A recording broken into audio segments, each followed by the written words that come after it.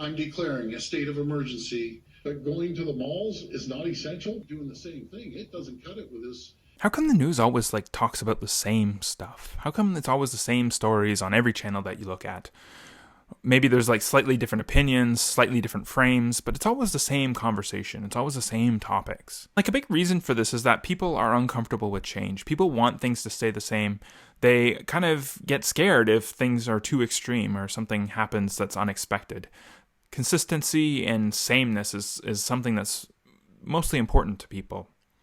And a big factor about what controls the way that people look at the world or understand the world is what they see on the media. And, the media starts off with television news, but then it filters down to social media, and then little independent blogs or everything in between. And so there's lots of sort of voices that frame the media. The media and the people drive sort of the direction of the conversation of the narrative. Today I want to talk about the Overton Window and how it influences what we see or what we hear. And so the Overton Window, or the window of discourse, was a term coined by Joseph Overton. And when he came up with this idea, he was talking about political ideas or politicians and the window sort of acceptable ideas. In other words, it was about ideas that were politically viable. So ideas that were too extreme or too unbelievable or just too offensive don't fall into this window. And so it's sort of a narrow window of the ideas that are acceptable that can be policy. And anytime a politician or any world leader comes up and has ideas that fall outside of the Overton window, if they call for too much freedom or too little freedom, then they'll be viewed as a person who is an extremist. And their ideas are going to generally be ignored by the mass of people because they'll be too extreme. They'll be too far outside of most people's comfort zone. And I would say that the window is highly fueled by the media. And while there's so many different sources of media, there's so many different places where we can look for information, for the most part, what we think is acceptable, what we think about even, is influenced by the media, by the things that we see. And everyone obviously has their own sort of places where they look for information. They have their own preferences of the information that they look for.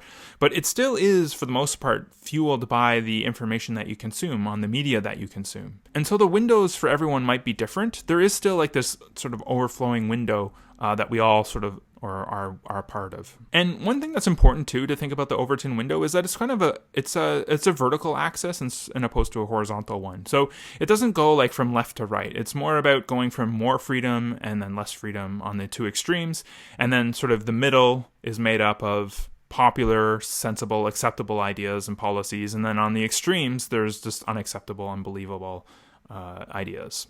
But the key here is that it's not about left or right politics. It's about freedom and less freedom. And so, both sides of the political spectrum can advocate for more or less freedom. So it's important to remember that this isn't about picking sides. And probably it is influenced, by sides, because the sides are where the ideas come from, and the synthesis of those ideas is what's presented.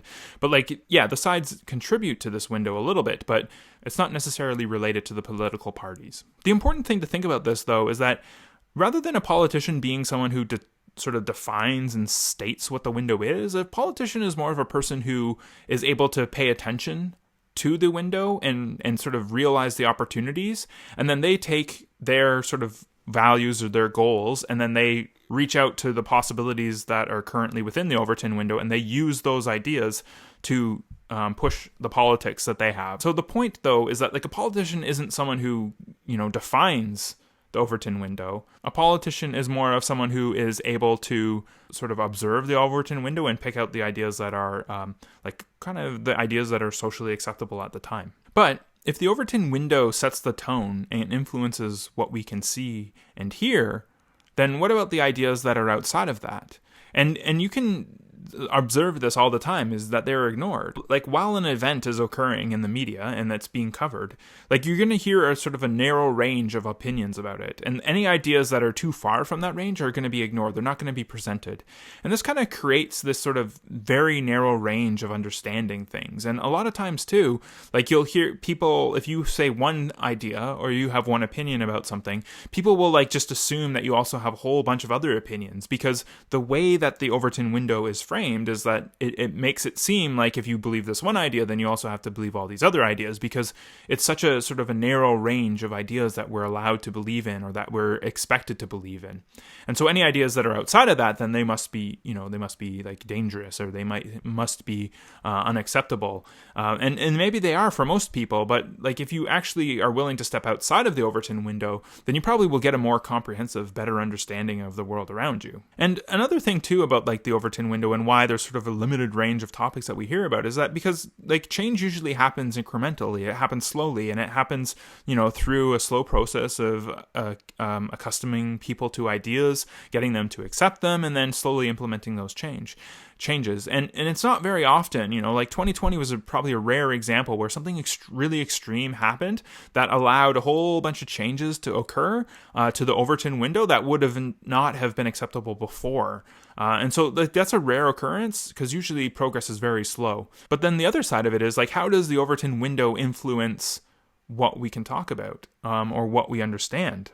And the other question is like, does the media create the Overton window, or does the Overton window create the media? And I'd be tempted to say that it's a combination of the two. And it seems that while the media kind of sets the tone, like part of it too is just like what regular people think of as acceptable. But at the same time, it's like the only things that people think are acceptable are the things that they hear on the news, or the things they hear on the TV. And so ideas that are outside of what they're used to hearing are going to be, something that's problematic to them. And so they're going to assume it's extreme and it's unacceptable, and it's going to be outside of the Overton window. And so while I like think that the media kind of captures what the Overton window is, they also kind of create what the Overton window is by the choice of stories that are covered in the media. And obviously the media is a whole bunch of things like I talked about before, but like this kind of window is really important because it has a huge influence over what we hear about, what we can understand, and what we're given access to. Another thing that to keep in mind that's pretty important here is like, at least in the States, there's like 6 corporations that control or own most of the media.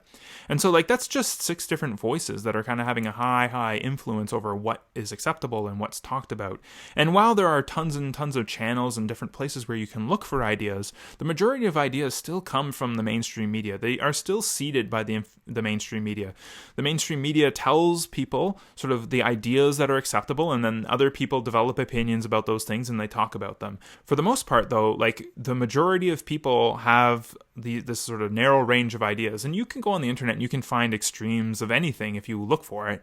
But again, those people are probably going to just have a shifted Overton window. Like those groups have a different Overton window than sort of the main Overton window. So like I think the Overton window is important because it gives us a little bit of context, and while it's supposed to be applied to politics, I think it's sort of a general thing, because like most people's ideas are built or based off of what they see in the media. Because, in your day-to-day life, you probably don't have much interaction with politics. You don't have much interaction with identity politics. You just, in your day-to-day life, you probably just go about doing your things. You go to work and you go to the grocery store and then you make dinner and all this stuff. And so for a lot of like political ideas, like we don't actually have much exposure to them because they don't really affect us in the day-to-day. Like, certain aspects of it do affect us because like obviously it's a part of our life. But like for the most part, like the ideas that are political, that are in the news at any given moment, they probably don't really affect us that much. And so the only way that we know how to think about it is how the media tells us to think about it. And so in a way, the media is definitely influencing our ability to have political views. It's also influencing the way that we think about things that are happening in the world. Without having this in mind, we don't necessarily realize that there is a sort of window of acceptable views. And it's harder to realize that there are ideas outside of that are totally legitimate, that are totally usable, that are totally reasonable. But because they aren't part of like this sort of window of acceptable ideas that we get fed or that we hear about every single day, we don't know that they exist. We don't even realize that they're a possibility. And so that we don't take them seriously, we don't consider them, and we don't push for them. And so like that's kind of why the Overton window is important, because it's like this sort of narrow range that kind of defines what's possible, that defines what we're allowed to think about and talk about. But like realistically, there's so many ideas that might not fit into the window but are totally legitimate and totally important, and probably would make the world a better place if we were willing to embrace them. If you're curious about thinking and you like to ask questions and you're trying to make sense of the world, then keep on watching this channel, because I'm going to try and like teach you about thinking, but I don't want to tell you what to think. I think it's important that you decide what you think. But at the same time, you have to have a little bit of an understanding about the world that we live in to be able to think clearly. And so that's what I'm trying to do here. Then subscribe to my channel, like this video, and leave a comment below if you think I'm wrong about something or you think I am totally off base of what I'm saying here. So thanks for watching, and we'll talk next time. Goodbye.